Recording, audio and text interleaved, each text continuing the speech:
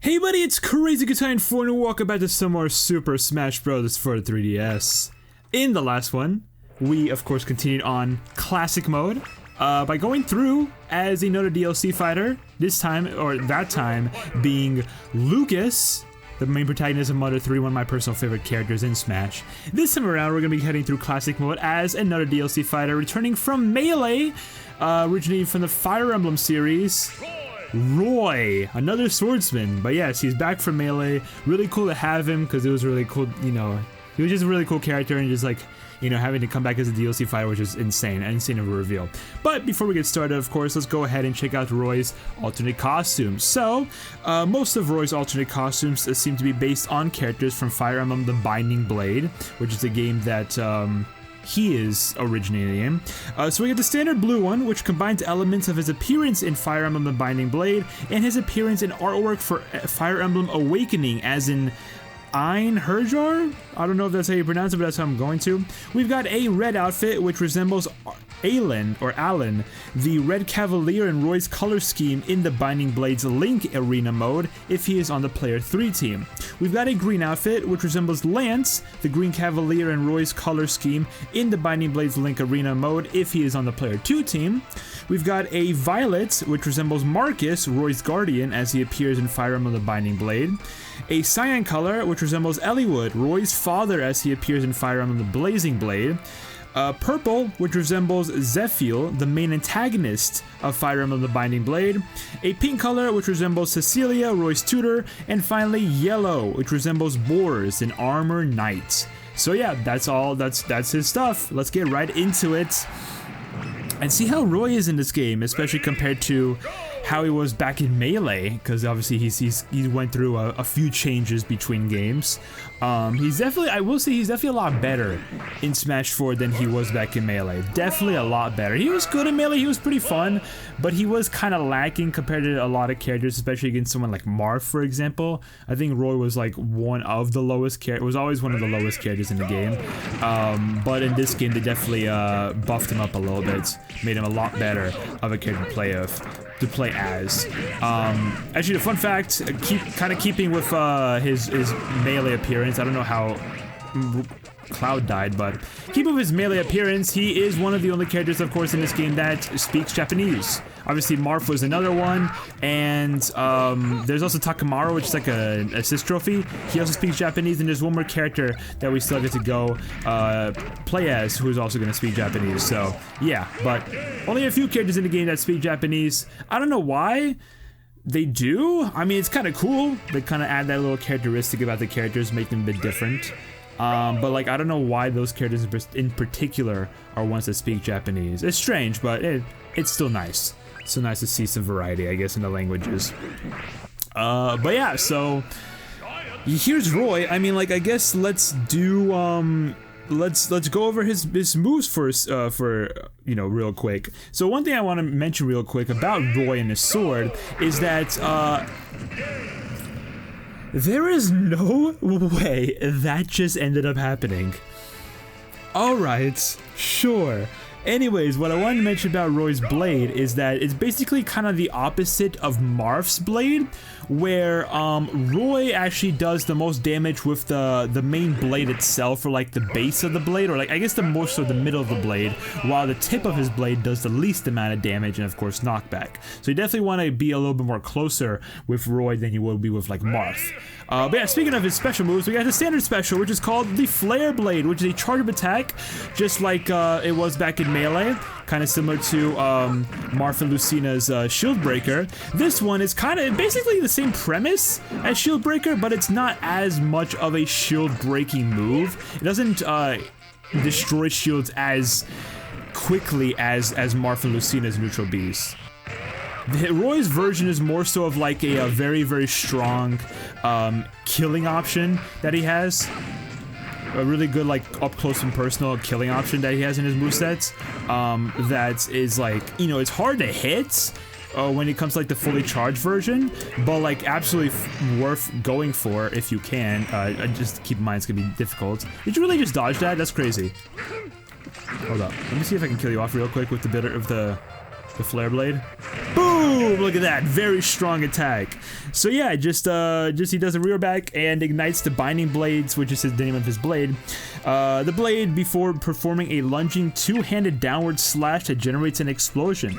So it functions similar to Eruption. I guess Eruption would be a better comparison for Roy's neutral special, as it can be charged before unleashing the explosion, with the explosion size growing as it charges. It has very high knockback growth even while uncharged, and the ability to quickly increase its damage output via charging. And when it is fully charged, it is capable of one-hit KOing all but Shulk with the shield art active and Bowser from center stage. So yeah, it can basically one-hit KO almost and essentially anyone in the game, which is kind of insane to think about. But yeah, so it's a really good move. It's a really, really good move. And I guess one thing to mention, as you probably saw in the last match, is that if you were to fully charge it and release it, then then Roy will sustain 10% recoil damage from the attack. So yeah, keep that in mind, so you don't like screw yourself and be like, hey, why did I take damage? And now you know why. But yeah, so that's a neutral special. Not really much else to talk about, but like, yeah, very good like attack, just especially for like pressuring your opponents. A very strong, very good killing move. Definitely one to go forward to, especially if you want to like read your opponents. And yeah, so that's a neutral special. Really good move. Now we get the side special, which I'm pretty sure it's called the Double Edge Dance. So yeah, this one also performs very similar to Marth and Lucina, where he does this this series of like multi-hit slashes with his sword, which also vary in like, you know, the direction he shoots him in. That's a neutral special, a neutral version. There's also an upward version, and there's also a downward version. The animations are actually identical to Dancing Blade, and its first hit stalls Roy's descent, although it is largely ineffective because largely ineffective for recovery because of his fast falling speed being much faster than Marth and Lucina's. However, it has overall higher knockback and is slightly stronger than the Dancing Blade. And the last hit of each variation deals flame damage, unlike Dancing Blade, because of the Binding Blade's blade igniting. So they kind of show off a little bit of it. Boom, boom, boom. That's the move. Yeah, that's basically about it. I mean, like that was the down version. Here's the up version. I can show it off real quick. Yeah, see how that works? Boom, see? All three versions basically have flames igniting the sword, which is really cool to see. But now we have the up special, which is called the Blazer, which is again kind of similar to Marth and Lucina's up B, where he goes up in a diagonal fashion, but it's a lot slower, but also a lot more powerful than Marth and Lucina's Crescent Slash. I think that's what it's called, or sorry, Dolphin Slash. That's what it's actually called, not Crescent Slash. Crescent Slash, I think, is like one of the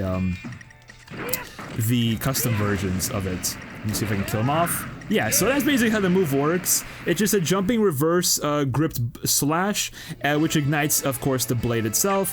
Hits multiple times. It can be angled diagonally, though this causes the slash to cover less vertical distance. It's a viable add a shield and KOing option, and its grounded version is more powerful, as it can KO around 110% if all hits do connect. Its grounded version also grants brief super armor at its beginning. However, it is a subpar recovery option due to it covering decent horizontal distance but very minimal vertical distance. So kind of almost like different, like opposite sort of Marth and Lucina's up special. It is a lot better as a horizontal recovery, as mentioned. Not super good as a vertical. I guess if the vertical version is like fine, it's not crazy bad, but it is definitely lacking compared to Marth and Lucina's version, that's for sure. That's the move. It's a pretty good option, pretty good killing option, and just a really good hitting move that Roy has. And I can mention like add a shield option. It's like, yeah, fantastic move, fantastic. I guess Roy's more of like a damage dealer compared to like Marth, for example, where like you kind of want to get in real quick, space a little bit, you know, with a tipper, and then really just try to get like back on stage and whatnot. Roy just want to get like the most amount of damage with him. By going in close and personal and just getting your strong hits in. But of course, finally, we already know where this is going. We've got the down special, which is the counter. And you know how it works. Roy parries and then counterattacks against any incoming attacks with an outward slash that ignites the Binding Blade's blade. It has the highest damage multiplier of any counterattack in the game by default, with only Vision surpassing it while the Buster art is active. However, its counter window is relatively short, and is tied with Double Team for having the third highest amount of startup lag out of every counterattack in the game. So yeah, so it's like a blessing and a curse almost. Another thing about like the counter is that when Roy actually activates it, you see, he doesn't. He's like, ah! He mainly just does a scream, but sometimes he says something where it translates to either now or there. So kind of like Marth almost. No, Marth also kind of like. No, I guess more so similar to Ike, where Ike's like, heighten! Or maybe that might just be like Brawl Ike that I'm thinking of. I don't know. But yeah, so yeah, he may also say some words when countering if it's successful, and its counterattack is actually based on his long-range basic attack from the Binding Blade. So that's pretty cool. And for anyone who is curious, it has a 1.3 times multiplier. Also, I just SD like a dumbass. So yeah, a 1.3 times multiplier is kind of huge.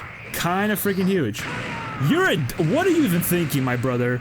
Oh my gosh. The fact that you just let me get that off is insane. But you know what, we take those. So yeah, insane high damage multiplier as mentioned, but just a really low, what's it called? What is it? Counter window. Yeah, very short counter window. But yeah, that's Roy. I mean, his classic mode run-through went by pretty fast. Honestly, faster than I originally anticipated. But I guess that's just how Roy works. Yeah, I mean, like, I think compared to Melee, he might be a bit faster. I don't know how his overall speed stat is. I think he might be a little faster. I will say I think he is a lot more powerful than he was back in Melee. I think his hits hit a lot harder than they used to. So, yeah, I mean, like, there's him, you know, compared to, like, Marth. Just kind of like, you know, you either space with one or you kind of try and get close and personal and try and hit with the actual blade. So, but yeah, Roy's really fun, and I am really glad that he's back in the game.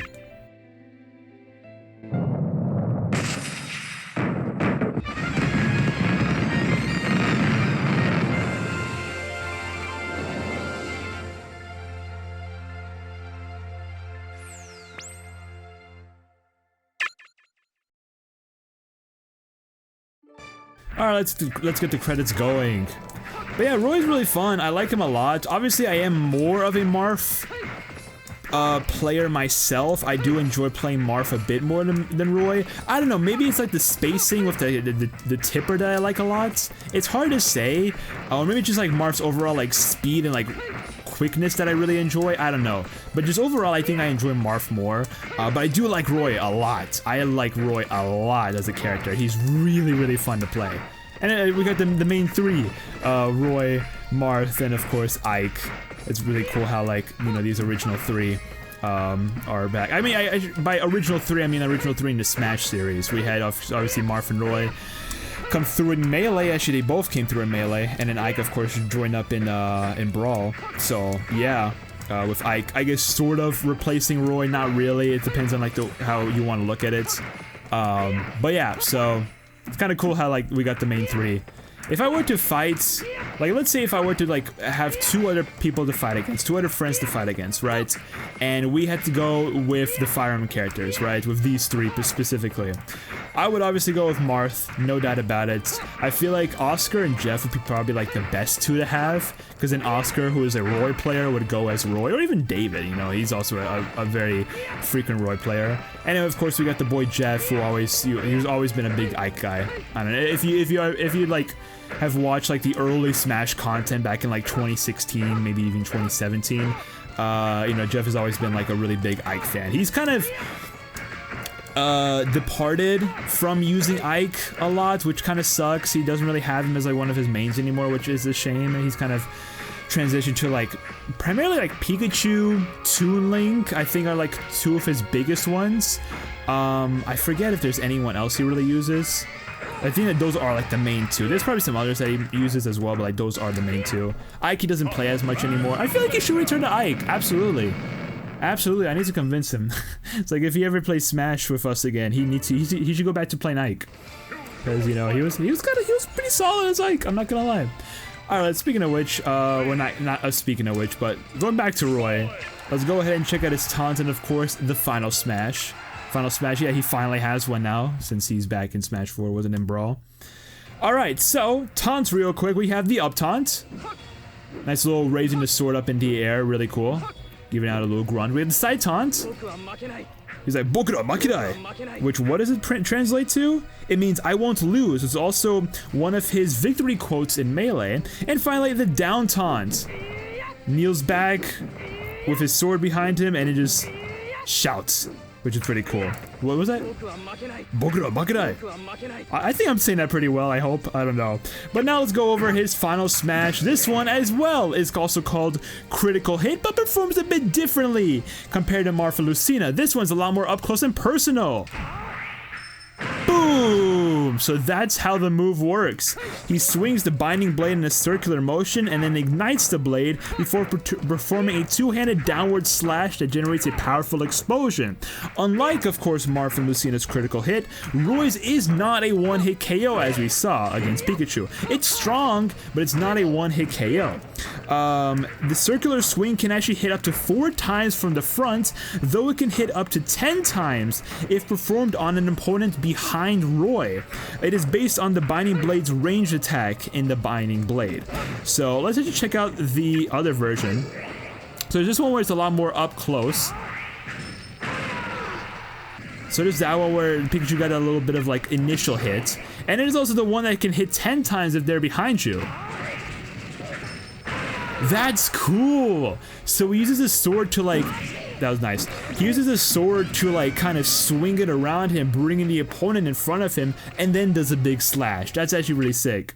I like his version a lot. Obviously, it's not as powerful as Marfa Lucina's because it's not a one-hit KO, but it is just a really cool version, I will say. But yeah, with that, so let's go ahead and check out Roy's trophy. Roy, the main character of Fire Emblem The Binding Blade, returns for the first time since Melee.